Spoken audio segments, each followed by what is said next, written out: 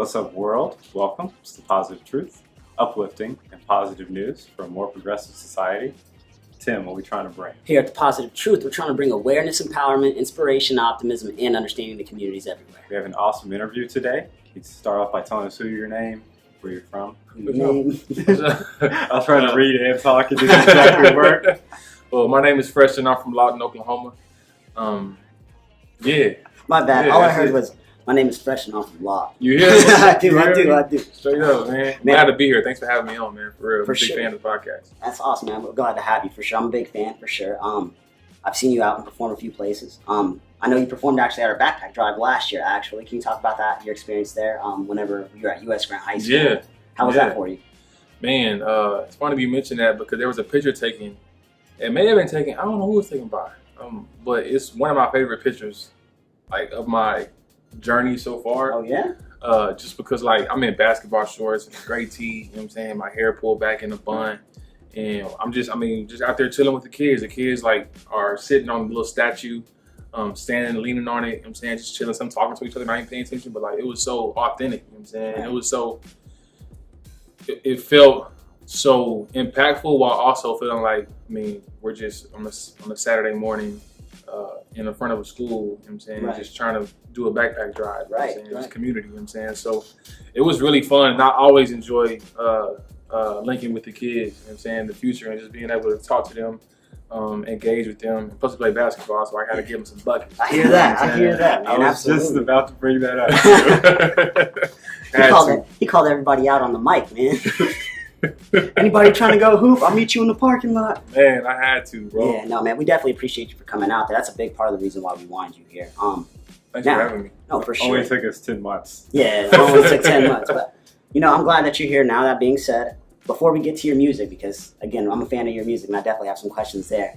But let's talk about, you threw an event recently. I know I was there. I was there actually with one of my teacher friends, and, Dope. man, it was amazing. It was a nice little event. Can you talk about that event? Yeah, man, the Buy Teacher a Drink Night. Yeah. Yeah, man. So I'm a part of, I'm on a board of a nonprofit called Community Alliance of Oklahoma. And we were in a meeting and we were talking about just different ways to help benefit the teachers in the strike that they were doing when that was happening. And one idea that we had come across, I think in Tulsa, the Teachers for America were doing events called Buy a Teacher a Drink Night, where they were partnering with a bar, or they were actually renting out venues and they were bringing in liquor and beer, which is even more work, more respect for that. I wasn't trying to put in that much work. I hear that. But they did all that, and they brought teachers in and they said, hey, we'll just buy a teacher a drink night, So we wanted to incorporate that somehow. And I felt like with me being a hip hop artist on hip hop shows as it is, it would be an easy transition just to add that theme into what we do already. So we just decided to do that, put it together. It was a group collective effort, you know what I'm saying? Like, say, okay, help me with everything. I helped them with a lot. And it was just really dope just because, and I actually posted on Facebook about it. It was like, yo, who are some good organizations who are really helping with like student care while teachers are striking, with food for kids who may not be able to eat meals if they're not in school, just to see what organizations we could trust, like to raise money for and give to. And mad people wanted to be involved, you know what I'm saying, just organically. So that was really cool. So yeah, it was impactful, man. We raised, I think, $600 total. And I think 200 of that was in drinks. The rest of that was cash, just went straight for childcare and food. So it was a really, really dope thing. It's always cool to be doing that. Absolutely. You know what I'm saying? Absolutely, man. I thought it was amazing, the fact that you even did that. Whenever I saw it online, I was like, wait a minute. I started tagging all my friends on there. That's love. Man, I'm definitely appreciated everything that you do. What motivated you to get a hold of these people? What is the organization? Community Alliance of Oklahoma. Yeah. So I was actually approached to be in the board for Young Professionals Board for Student for Success, Okay. which is basically, this is the first organization I've ever become a part of as far as a nonprofit, and their goal is to give professional development, professional clothing to women who are at risk, victims of domestic violence, addiction, things like that, where they house these women, they give them professional development, education. They also give them one suit to go to the interview in, and then if they get the job, then they get 2 more suits, or 2 more outfits of professional clothing. So it started there, and in there I met Chelsea Branham, who introduced me to CAOK, which is made up of a lot of really great people. And Community Alliance of Oklahoma, basically the idea is just to be the connector of nonprofits and organizations, because in Oklahoma we don't have really a progressive infrastructure for people who are progressive to be able to network with other progressives and also figure out a way that we can move as a unit as progressives. Right. You know what I'm saying? Especially in a state like Oklahoma. So that was the biggest inspiration there, was they just wanted to, they kind of brought me in, because they've been doing it for 4 or 5 years already. So I wasn't a founding member of it or anything. I just kind of came on the back end, and we're still wanting to add as many people as we can who are interested about the work. But we just connect nonprofits, like one nonprofit their cause may be intersectional with another cause. So maybe women's rights and let's say racial rights. You know what I'm saying? There are events that they can do. There are resources they can provide to each other that can benefit both. Right. So that's the goal. Yeah, that's pretty dope, man. That's Pretty wild. dope is an understatement. Yeah, That's for incredible. sure. Oklahoma has the most nonprofits per capita in the nation. Really? But I didn't even know that. Yeah, but we're not connecting. Word. Yeah. Word. And it's ran like there are just like incredible women who run it. And me, Noel Jacobs is a child psychologist. And he's, dope. Just being around them and seeing all the work that they've done and how invested they are in the community, it's inspiring, man. It's iron sharpens iron, like Absolutely. to the core. You know what I'm saying? So speaking of inspiring, can you talk about the Black Male Summit you did? You were participating in it, University of Central Oklahoma. Absolutely. So the Black Male Summit, man, Stevie Johnson, who created that, who was tasked with creating that, me and him are really good friends. If I were to consider anybody my DJ, he'd be my DJ as an artist. And something happened over this past year. And basically I was like, yo, I owe you. You know what I'm saying? And he was like, you don't owe me anything, just submit a proposal for this Black Male Summit. You know what I'm saying? Be a presenter. I was like, all right, cool, that's easy. I was supposed to do it last year, I just didn't do it. So I submitted, and I really just kind of submitted just like throwing something together. And it got approved and it got accepted, you know what I'm saying? So I became a presenter. And basically, What did you present on? my presentation was, what was it called? Basically, it was about self-awareness. It was how just kind of incorporating who I am as a hip hop artist, who I grew up as, how I came in to be that, my journey, and also how that mixes in with my my business and being a business owner as a financial advisor as well. So just talking to kids about how basically self-awareness is the key to everything. You know what I'm saying? It made me discover myself. I found myself in hip hop, and after I found myself in hip hop, I started really getting to know my potential, what I could do, and how influential hip hop can be in any field. You know what I'm saying? I actually when I went to New York City, I listened to Chris Emdin speak, who is an educator as well. And he really heads the hip hop education movement in America. Him and 3 other amazing women run it, and basically they kind of spread this hip hop education thing. And in one of his lectures, he talked about hip hop is something that oftentimes kids who grow up in hip hop, they'll graduate high school, go to college, graduate college, get into the real world, and they'll think like, I have to shed my hip hop in order to conform to the world. Absolutely. And he talked about how influential of a force in the hip hop is in any field. You know what I'm saying? Whether it's corporate America, whether it's education, whether it's blue collar jobs, white collar jobs, like just how influential hip hop can be just because of how real it is, and how raw it is. Exactly. You So just hyping yourself up, believing in yourself, Exactly. the amount of respect is there. knowledge, self-awareness, Absolutely. straight up. So yeah, long story long, that's So How I many got kids involved did you with it. present to? How many went to your session? I think in my session I had probably no more than 15. Probably 15 to 20. Somewhere between there. So that's 15, 20 students you impacted in a positive way. Absolutely. And there was different sessions each time because Stevie doesn't have enough money Right. up there. Right. So it was like 8 sessions going on. And then you all came together at the end. So Yeah. either way, it's a positive. Straight up. Definitely, man. I was grateful for it, blessed, and it was my first time presenting like that. Yeah. And one of my goals is to be a TED Talk presenter. Okay. So I feel like that was like a good way to practice that. Absolutely, man. Even this right here, just Straight speaking up. in front of a camera, Straight up. can definitely prepare you for it, man. Well, since we're on hip hop, man, let's talk about your music for a little bit. Okay. So, and when did you get started? I started writing when I was 16 years old. Oh yeah. Yeah, man. What inspired you to start writing? I didn't want to at all. It was the what were they called? The franchise, them franchise boys, the White Tee. Oh yeah. When that song came out, everybody was like doing their remixes, blue tea, magenta tea, pink tea. And my friends came to me. I remember like it was yesterday. I was in 8th grade, and we were in English class, and they had came to me and was like, "Hey, we gonna write to this beat tonight. Write your verse in school today, and let's record it tonight because we're gonna say it at his house that night." Like, man, like everybody's doing that. This is corny. I don't want to do this. Like, this isn't me. I'm not a rapper. Right. So I didn't write anything. I got to his house, and that night they recorded it. They played music through the boombox, recording it on a sound recorder, and then they had, of course, speaking into the sound recorder with their voice. You know what I'm saying? Youth enthusiasm is incredible. Word, straight up. Gets the job done. Word. So engineering. You know what I'm saying?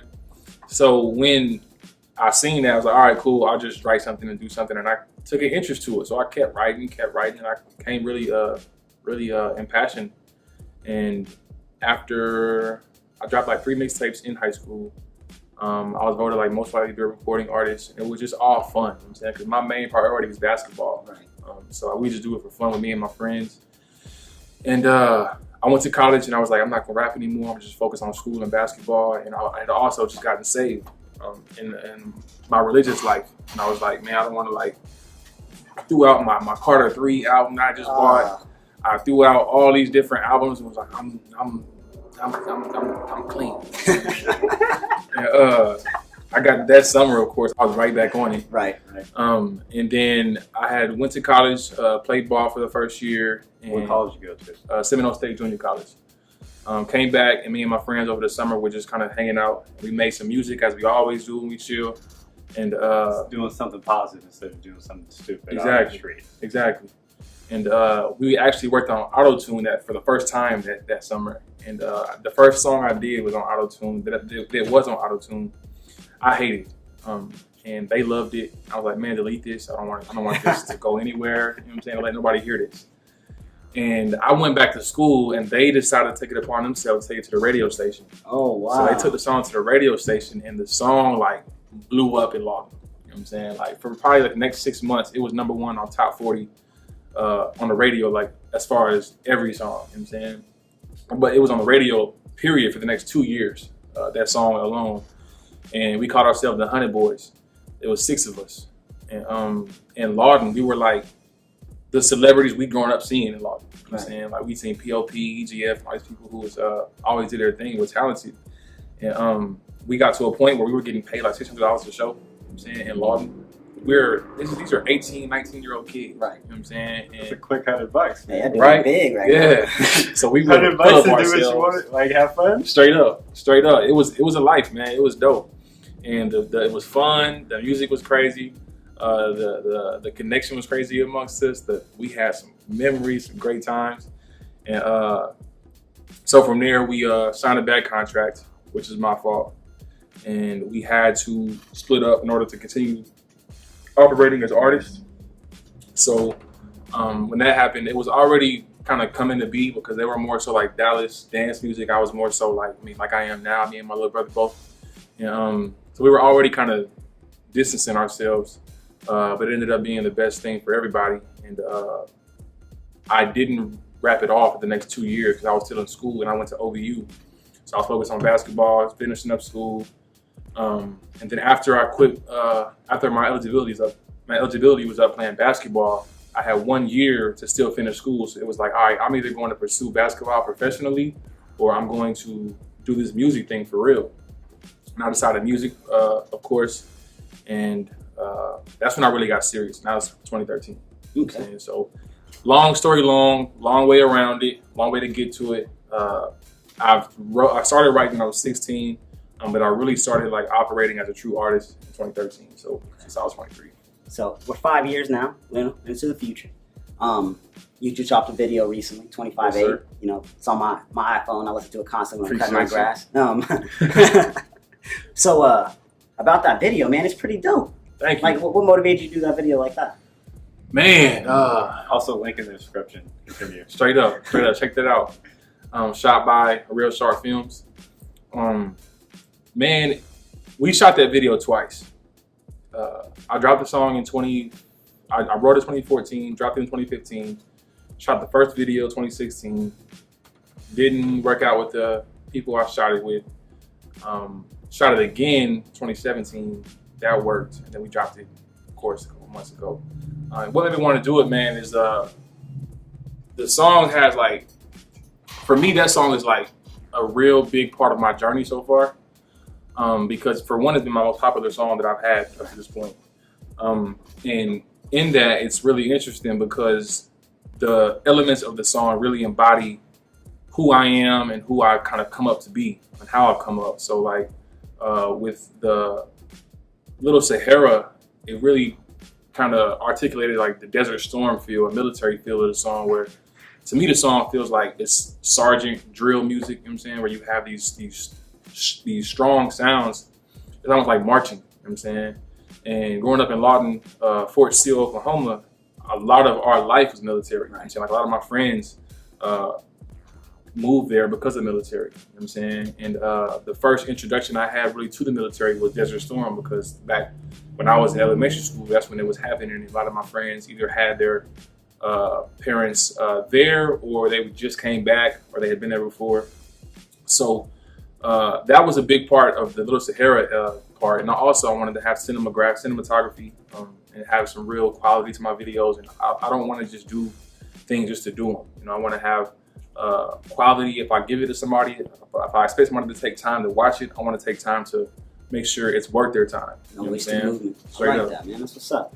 That makes me dope even to watch it again, because I noticed everything was in the desert, but the fact, oh, man, Right. everything's just blowing up in my head right now. Yeah, man. And then I wanted to incorporate like everybody in it, just because like everybody can relate to that concept. You know what I'm saying, like the original concept, which I'm not going to talk too much about because we moved that to a different song that we're going to release later. But the purpose of it was just, it's so transcendent from everybody, every culture, every race, every walk of life, every class, every income range. It's just, all we want to do is make this work, you know what I'm saying, and take care of what we need to take care of. And so I wanted to have as many people as I can from as many different kinds of walks of life, especially the fact that they were been authentically supporting me for the past few years. That was even bigger.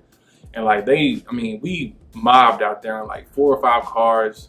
It was on 6:30 a.m. one like Tuesday morning, and went out there, couldn't shoot in the desert. All the shots you see in the desert, statute of limitations is up, hopefully, was not supposed to happen. We snuck all of them. We went out there with a Ford F-150, got stuck in the desert. The ranger had to come pick us out. He was like, y'all have paperwork, insurance for everything. He was like, we try to fake it like, yeah. And he was like, no, y'all don't, because you can't provide it. So they were like, y'all can't do this. So we ended up acting like we were gonna leave, and then we just shot back out the desert, like just shot those scenes. That's why it's like, it's just me and that, and a lot of the shots, like we're actually going, you know? And then we had to like go and hide in a little area for me to like kind of get out and rap. But there's supposed to be a lot different than that, but we'll work on it. But that, and then of course with the Plastic District scene, it was the same type of thing, just kids, men, women. Making a positive impact. Exactly. Liking it, man. That's what's up. What are your goals for the future for your music? Short term and long term.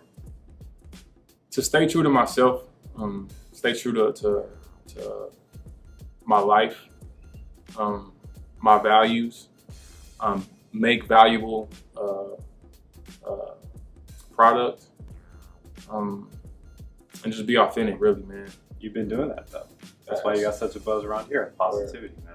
And I try to like control what I can control. You know, I could say BET Awards or this, or like I don't like to be self-indulgent at all, and it's easy for me to be self-indulgent and catch myself being self-indulgent. So I try to like put up these parameters to where I just control what I can control, so I don't gotta worry about that. I like that. I like that. But yeah, so I think if I can do those things, everything else will take care of itself. You know what I'm saying? For sure. So how can we reach you, man? Is there any performances that you got coming up that people can go to? Social media. Yeah, nothing too much. No G in the number 2. Social media on Twitter and Instagram. TheFresherAir.com. You can find everything fresh. You can text the word fresh to 345-345 and respond with your email. You can rejoin the mailing list and get updates on everything, get exclusive releases. I actually have an EP. I haven't released it all. It's only available to my mailing list subscribers, as well as a video. So that's one way. And then as far as shows now, we have quite a bit coming up. We got Heart of Hip Hop next Thursday. We have the World Culture Music Festival coming up. We have the Wild 1049 Birthday Bash. Yeah, I saw that. I'm excited for that. There's a lot. You're a financial advisor. You're playing basketball and you're doing all this. Are you sleeping, man? I don't play basketball no more. I'm a has-been as far as that goes, man. Aren't we all three are. It's all good. I'm just saying, are you sleeping? I am. I mean, I'm not as busy as people think I am. You know what I'm saying? Like, I hate how people, like, a lot of the time people will try to say, oh, I'm super busy. I'm busy about this. It's like, I mean, I just, there's what you want to do, you make time for it, you know? And, I spend way too much time on social media, so I can never say I'm too busy because I have all that time that I could be using on social media. But yeah, man, I'm getting sleep for sure. For sure. Well, we respect the hard work. Appreciate that, man. Thank you. Do you have a favorite quote or verse? Yeah, that's the last thing you gotta ask for sure. Yeah, man. I'll probably take this off the top of my head. I get excited. The quote about I think it was by Harry Truman. And it was just about the gladiator in the arena, where it talks about spectators always know the exact thing that the gladiator should do. You know what I'm saying? Because they're not in it. You know what I'm saying? It's easy to be comfortable, sip your iced tea, kick back, and say, "Oh, you should do that. You should have done that." But if you're getting kicked in the mouth and you're worried about staying alive and you're worrying about what am I going to do next, it's a whole different mentality. So that one, or the composer has to turn his back to the orchestra or to the crowd to direct the orchestra or something like that. You know what I'm saying? I like that one too. So to go along with your first one, you know who Guru is? Guru. He's from Gangstar. Oh yeah, young Guru. Guru had a verse. He was like, it's easier to give advice than it is to live your own life. Word up, straight up, definitely. I've actually, like, as a hip hop artist, people come to me for advice for whatever reason, you know, and I think it's because, and I don't want to say that like just because you're smart making ass a positive impact when they listen to your music. Yeah. Word. I can see that, and it's like, of course, with art of rap and the different things we've done over the past 2 years, I can see some kind of image maybe seeming like I'm doing a lot more than what's really being done right now. Because right now I'm trying a lot, I'm working a lot, I'm pushing a lot, but nothing is where I want it to be yet. You know what I'm saying? I'm not smart going to front. I want to kind of front for anything. But people ask me for advice because they have this idea or impression. And that's dope. I respect it and appreciate it. But I tell everybody, like, man, I'm in the same boat as everybody else. You know what I'm saying? Like, for me, if I was to give somebody advice, I feel like I would steer them more out of the direction that they're supposed to go than anything else. Because, like, who am I to tell anybody else what they should do or what they need to do? You know what I'm saying? Like, I can't even tell myself what I need to do. You know what I'm saying? I'm still trying stuff out myself. And I think a lot of the times people get caught up in ego and trying to give advice and not really caring about what's best for them to use, but more so just wanting to give them something to where they can look at them as, man, he knows a lot. You know, or man, he told me this just to give him glory or whatever. You know what I'm saying?